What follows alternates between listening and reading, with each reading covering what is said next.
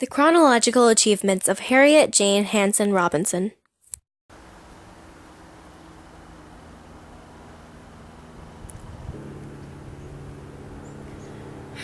I'm so bored. I'm not. What are you even doing? Reading about the life of Harriet Jane Hanson Robinson.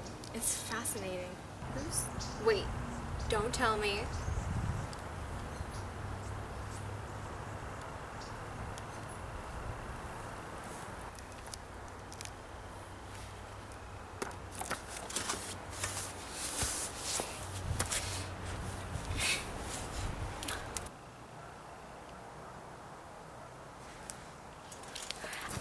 Ow! That hurt! She's incredible. She did so much that impacted our rights and responsibilities as women and workers today. History? It's not really my strong point. I'm more into art. Okay, I'll admit that the textbook makes our history kind of dull, but it's not like that. I swear, history is full of action and exciting lessons. These not only help us comprehend how our world came to be today, the way it is today, but it also teaches us how we can impact and guide the future towards success. Let me just tell you about her, and if you don't enjoy yourself, I promise you can have my dessert for tonight. Deal? Deal. Cool. And no headphones. Fine. Childhood. The Great Adventure started in Boston, August 2nd, 1825. Harriet Hanson was born to William and Harriet Hanson. Unfortunately, when little Harriet was only 6 years of age, her mother was widowed at the age of 36 and left with the full responsibility of 4 children. They opened up a small grocery store with one small room in the back where they lived and were forced to sleep together in a small, uncomfortable bed. Though it was meant to help them squeeze out a profit that they would manage to live on, the little shop had only thrown them deeper into debt. Despite all their troubles, Harriet's mother was determined to keep her children in school.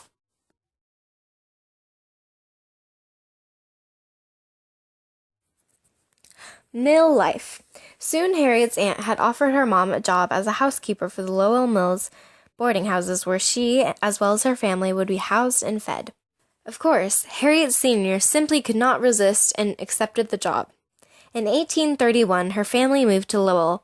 Her mother's job had paid well, and the family's financial debt was slowly fading, but they were still poor. Harriet was eager to do anything she could to help her family. At the young age of 10, Harriet became a bobbin doffer, replacing full bobbins with empty ones. Harriet rejoiced at the honor of signing her name up for payroll and receiving her first paycheck. Later, Harriet was commissioned as the drawing-in girl. This was the most desired position of the whole mill. The task was only to lace thread through the loops and hooks of the machines. The job included a considerable pay, which she would always willingly and proudly hand over in full amount to her mother. Harriet had remembered her childhood as a pleasant time, her only trouble being having to wake up at the crack of dawn. Harriet had expressed that she believed the work was good for children, and taught their fingers to be nimble, and their feet to be able to fly swiftly. She told how the overseers were kind to the women, and did not rush them, allowing them to work at their own pace. Some overseers would even allow the children to run and play out in the courtyard during times when their service was not required. She had claimed, as well, that her new job did not pay by the hour, allowing her to read while she worked. Harriet had a strong passion for books. She borrowed library books from one of her mother's fellow boarding mothers in exchange for Harriet to transport them to and from the library. She was the kind of child who would rather sit quietly in a nook under a shady tree and dip into a good book rather than run and play. Even though Harriet had found her experiences enjoyable, the mills began to decrease pay while increasing the work hours. This enraged the mill women and caused several rebellious strikes to break out, which she gladly took part in. Although she appreciated the opportunity to work and earn a living for her family all by herself, she also longed to learn. Education was still essential to her, and she studied evening classes and attended mill lectures spoken by college professors. Harriet was obviously not the only one who had a burning passion to learn. Professors had said that such detailed note-taking and tantalized eyes were even more studious than those who attended their classes in school. A Harvard professor had described that they had a passion and effort that had surpassed even his most determined students. At age 13, Harriet decided to leave the mills to attend Lowell High School. That's where she stayed contentedly for 2 years. She'd even taken out chunks of her own life savings to pay for extra private lessons. Soon, Harriet had joined one of the many Lowell writing and literature groups. She developed a strong passion for writing and poetry, as well as she had with reading novels. As a result, some of her early work had been published in the Lowell Offering. This was a magazine created by and for the mill girls. After the mills. After she had left, she met her husband, William Stevens Robinson. He was a journalist whose primary focus of writing were anti-slavery articles. This had led him to use the fake pen name Warrington. She had met him while taking some of her latest poetry pieces to be published in the Lowell Journal. They got married in 1848. Together, they later founded the Free Soil Party. Her husband's political belief of women's rights and anti-slavery formed her own. He would often read aloud to her. They expanded their family with 4 sparkling children, one of which unfortunately died during infancy. Harriet's and William's first house together, where the National Women's Suffrage Association had been formed, was later appreciated as a landmark in 1976. William died in 1876, and the next year, in his honor, Harriet published a large collection of her husband's work.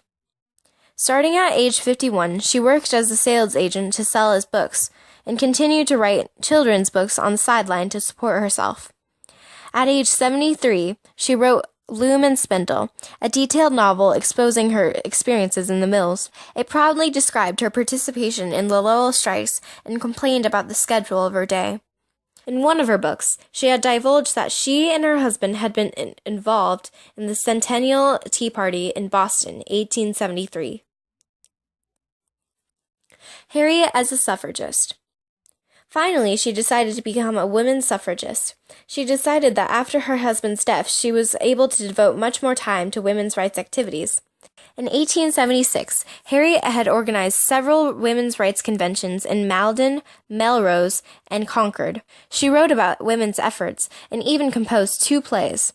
In 1881, she wrote the nonfiction composition titled Massachusetts in the Women's Suffrage Movement. In this book, she displayed her strong support and effective actions that she had carried out as a contribution as an activist. She had illustrated how they had applied the motto, "Taxation without representation is tyranny for women's rights." When the National Women's Suffrage Association formed in 1882, Harriet made the decision to join. Her daughter, Hattie, hastily followed her with the same settlement. They would both turn out to be very involved. This association fought for women's suffrage as well as working in family rights. Harriet had come to be the first woman to speak before the Select Committee on Women's Suffrage in Congress and had spoken for legislature of her state. She and her daughter had participated in the debate on women's suffrage in the U.S. Senate. Together, they had even founded a club addressed as the Old and New in Malden. She had taken part in the formation of the General Federation of Women's Clubs in 1890, and as a result, was one of the first members on its advisory board. She had also become a member of the N.E. History Genealogical Society. What else? Harriet was often invited to come and give lectures of life as an early mill girl. She had grieved at the word that wages were being lowered, and conditions, including the ones that jeopardized the workers' safety, were worsened. Last years of life. During her last years of life, Harriet had settled down more. In the last stage of her life, she was, once again, constantly reading. She wrote some, too, and progressed in her fondness of sewing. She chose to stay at home, surrounded by family. This is also how she died on December 22nd, 1911, at the wise age of 86. After her death, in the mills, competition was picking up with Britain. Workers were treated like machines as they were pushed harder than any human body could withstand. Wages had dropped dramatically, though the quality of the mills had diminished and the hours had been pushed up to 10 per day. By the mid to late 1800s, the mill girls had had enough and were replaced by desperate immigrants. The wage cuts and conditions continued to worsen. The houses were cramped past the maximum limit at nearly 150 people living under the same roof. The working and living surroundings were polluted with filth. Atrocious air circulation was barely breathable. The mills were contaminated with several life-threatening diseases. At this point, it would be rare for you to survive past the term of 10 years in the mills, meaning most workers would pass before the age of 30. Soon, the Lowell textile mills would fade into history. Though the mills had seemed almost evil in the end, they had greatly increased the respect people felt towards women who chose to prove their responsibility. Obviously, the passion which Americans had exerted for this cause had affected the government. The progression towards women's rights laws were set in motion. Women were starting to gain more public respect as equal citizens. Finally, women's suffrage was passed only 9 years after Harriet's death in 1920. This cascaded into a whole new series of women's rights movements, from Rosie the Riveter to its inclusion in the Civil Rights Act of 1964 to the women's rights movement of 1960 through 1970 to now. We still stand, fighting for women's rights from the beginning to the end. Now I see what you're saying. That was amazing. She truly was a hero. I mean, if it weren't for her or people like her, would politicians still believe that we didn't even deserve the same rights as men? Would they not even consider us enough of a citizen vote because of our gender? So many of the amazing inventions we take for granted today are because of the innovative ideas and creativity of women. Our nation would never have been so free if we hadn't had the motivation to evaluate our rights with men's. Ridiculous.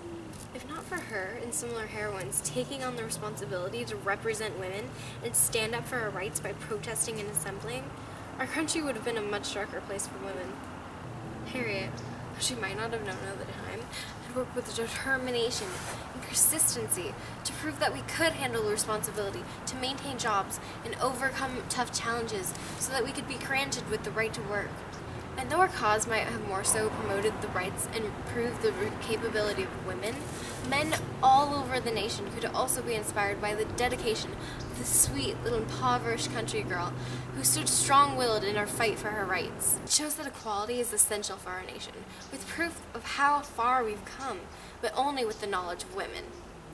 Even today we struggle for equality, and women, much like Harriet, continue to fight for their rights. And I know that women's suffrage was not internationally granted. In several Middle Eastern countries, women continue to be cruelly looked down upon. I mean, this is why we need to spread the word about equality, just like Harriet. I mean, Harriet's a wonderful and awe-inspiring woman who should be looked up to for centuries.